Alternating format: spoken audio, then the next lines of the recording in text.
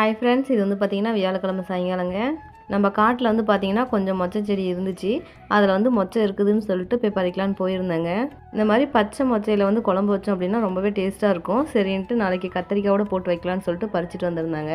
ஜெய்குட்டி school போயிட்டு வந்தோடனே பார்த்தீங்கன்னா ஹோம்ஒர்க் பண்ணிட்டு இருந்தாங்க. நான் வந்து என்னோடய டிபார்ட்மெண்ட்டுக்கு போயிட்டேன். அதாவது ஹேர் ஆயில் வந்து பேக் பண்ணுறது தாங்க சொல்கிறேன். ஹேர் ஆயிலாம் பேக் பண்ணி கொரியர் எடுத்து வச்சுட்டாங்க. என்னோட கணவர் வேலைக்கு போயிட்டு வந்தோடனே கொரியர் கொண்டுட்டு போய் கொரியர் ஆஃபீஸ் கொண்டு போய் போட்டு வந்துட்டாரு. இன்றைக்கி நைட்டு வந்து பார்த்தீங்கன்னா தோசை தாங்க, அது கூட கார சட்னி செஞ்சுருந்தேன்.